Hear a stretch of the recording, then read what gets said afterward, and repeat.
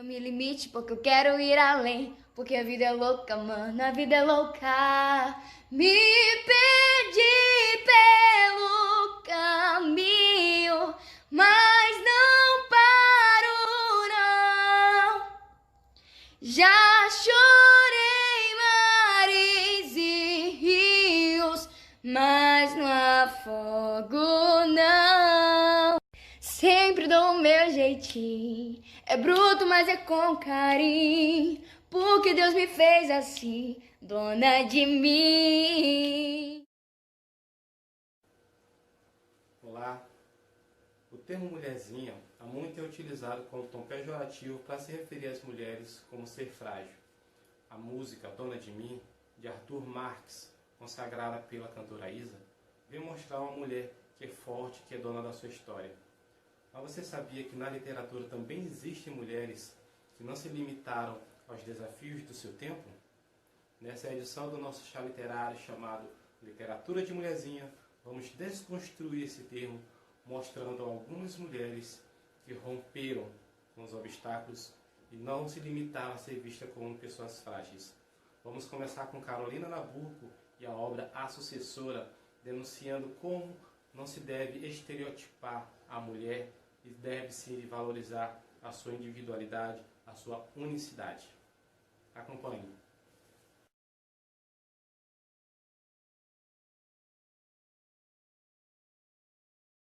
O universo de A Sucessora, livro da Carolina Nabuco, nos traz a história da jovem Marina, uma moça que, ao se casar com o viúvo Roberto Steen, tem a sua realidade totalmente modificada. Ambos são de meios completamente diferentes, enquanto Marina era uma jovem criada na fazenda, com uma vida totalmente pacata, Roberto era um homem da alta sociedade, criado no luxo, com boas condições financeiras, então ambos são totalmente diferentes. Logo após o casamento, Marina vai morar na mansão de Roberto e a partir de então se depara com um grande quadro da falecida esposa de Roberto, a Alice. E ela de imediato ela se sente intimidada com a presença daquele quadro. Ao conhecer todos os moradores da mansão, a irmã de Roberto, a Germana, a governanta e todos os outros que moravam na mansão, ela se sente intimidada, digamos assim, já que todos deixavam bem claro que a memória da falecida esposa ainda estava viva, ainda era bem forte, o quanto ela era querida. Então ela se sente de certa maneira inferiorizada. Então, a Carolina Nabuco, através dessa obra, ela quis retratar esses e muitos outros temas que na época, na década de 30, eram considerados tabus.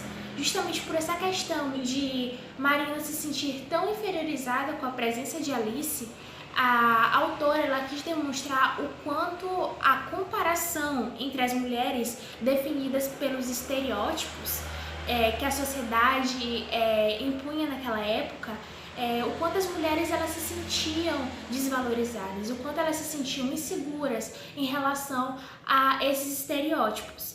E além disso, a autora deixa bem claro nas personagens, na personalidade de cada personagem, a Marina, que era uma mulher bem mais calma, que possuía uma vida simples, a Alice, que era uma mulher fina, que possuía boas maneiras, que era acostumada ao luxo, a Germana, que fugia totalmente dos padrões por sustentar o seu marido, que era considerado um tabu na época.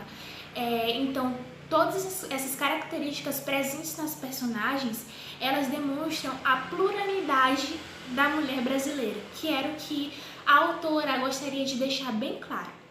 Bom, essa obra ela foi responsável por consolidar a carreira da Carolina Nabuco, visto que ela foi uma das pioneiras, uma das primeiras mulheres a atuar como escritora aqui no nosso país. Então esse foi uma grande obra, um grande marco da carreira dela e que nos trouxe diversos temas que hoje nós podemos refletir em relação ao papel da mulher na sociedade brasileira. nossa segunda obra trata de um tema ainda atual, exploração sexual infanto-juvenil. E quem faz essa denúncia é Lígia Bojunga, no seu livro Sapato de Salto. Então vamos para Sapato de Salto de Lígia Bojunga.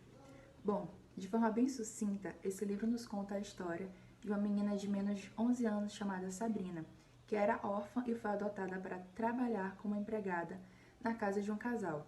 E a partir daí ela começa a sofrer abuso sexual do patrão dela. Esse livro foi escrito junto com outro livro da Lígia chamado Aula de Inglês.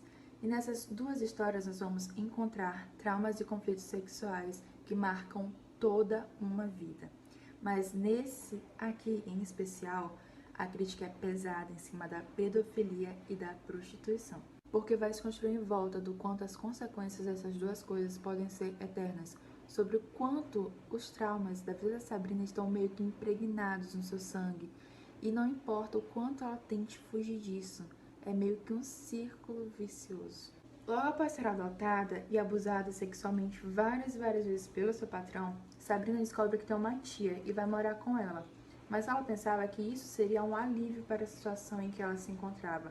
Mas isso vai acabar complicando esta situação, porque ela acaba descobrindo que essa história de abuso é como se fosse uma coisa hereditária de sua família. Esse livro nos faz refletir sobre o quanto uma criança que cresce em um ambiente propício a esse tipo de coisa tem a maior probabilidade de continuar seguindo o mesmo caminho quando cresce, já que Sabrina, após ser abusada, começa a se prostituir para ganhar dinheiro, assim como sua tia fazia. Sendo assim, essa obra serve de exemplo moderno do que foi o determinismo no realismo, já que ela nos mostra a história de uma pessoa que foi corrompida pelo ambiente que vive, e essa pessoa é a Sabrina. Já é natural na vida dela uma mulher ser abusada e, consequentemente, se prostituir. Esse ciclo se torna vicioso porque nos deparamos com gerações e gerações que seguem o mesmo caminho. Esse livro aqui da Lígia é muito forte, e é comum encontrarmos na literatura dela essa realidade escancarada, já que ela tende a escrever sobre temas que muitas pessoas relevam. Esse livro também vai dar uma pincelada sobre homossexualidade, relação abusiva, gravidez na adolescência, feminicídio e suicídio, mas o foco é o abuso e a prostituição. Nós estamos no Maio Laranja, que é o mês de conscientização contra o abuso e a exploração sexual infantil. E a história da Sabrina reflete a realidade de milhares e milhares de crianças e adolescentes que sofrem abuso diariamente. No Brasil, entre 2011 e 2017, foram registrados 141.105 casos de violência sexual contra crianças e adolescentes. Essas estatísticas têm que mudar. Se você souber, ou então se você sofreu algum caso, não se cale, denuncie. E encerrando a nossa tríade, nós temos Emily Bront, ou Emily Brontë, que mostra como a força da mulher, representada por suas Catherines, pode romper com a opressão de uma sociedade representada por Heathcliff. Acompanhemos o Morro dos Ventos Uivantes.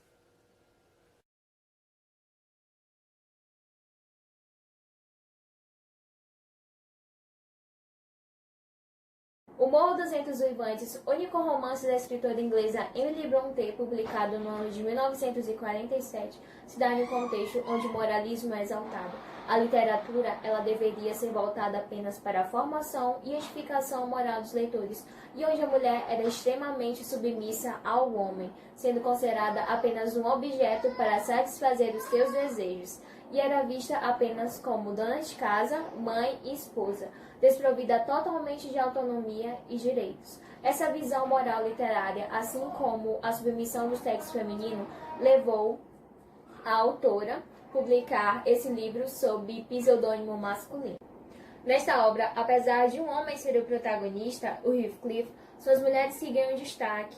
E esse é o detalhe mais importante, porque elas são mulheres que apresentam características e atitudes que contrastam os padrões vigentes daquela época. São mulheres corajosas, com personalidades fortes, e dentre elas estão a Catherine Earnshaw, Catherine Linton e a Nellie Dean.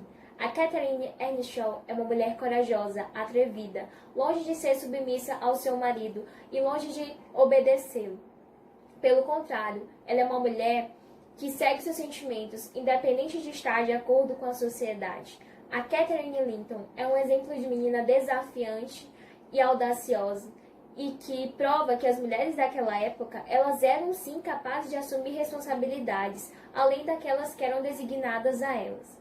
E por fim, a Nelly Jean, que apesar de ser uma criada, ela é uma mulher sábia, destemida, que não se cala, levanta a voz perante injustiças que presencia nas propriedades em que trabalha. Ela é uma mulher que tem grande relevância nessa narrativa, pois ela apresenta atitudes que jamais se esperavam de uma mulher que ocupa essa classe, essa posição social. A própria autora do livro, a Emily Brontë, é um exemplo também de coragem e audácia. Os vitorianos naquela época, eles esperavam de mulheres escritoras passividade e genuidade total, mas a Emily, ela desobedeceu a esses padrões, o que levou a sua obra a receber bastante críticas, principalmente quando a sua identidade ela foi revelada. Porém, essas críticas não eram mais referentes à sua escrita, e sim ao seu sexo. Mas acima de tudo isso, a Emily Brontë, assim como as suas duas irmãs, autoras de Agnes Grey e Jane Eyre, fizeram uma revolução na literatura e serviram de influência para muitas outras escritoras daquela época.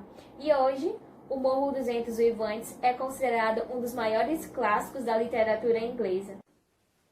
Como nós podemos ver, essas mulheres não se limitavam a ser vistas como pessoas frágeis. Por isso, sempre que você ouvir o termo mulherzinha, lembre-se que cada mulher é dona da sua história. Cada mulher é capaz de vencer os obstáculos do seu tempo, da sua sociedade. Cada mulher é capaz de ser dona de si. Esse foi o nosso chá literário. Esperamos vocês na próxima. Sempre dou o meu jeitinho, é bruto, mas é com carinho, porque Deus me fez assim, dona de mim. Deixa minha fé guiar, sei que um dia eu chego lá, porque Deus me fez assim, dona de mim. Para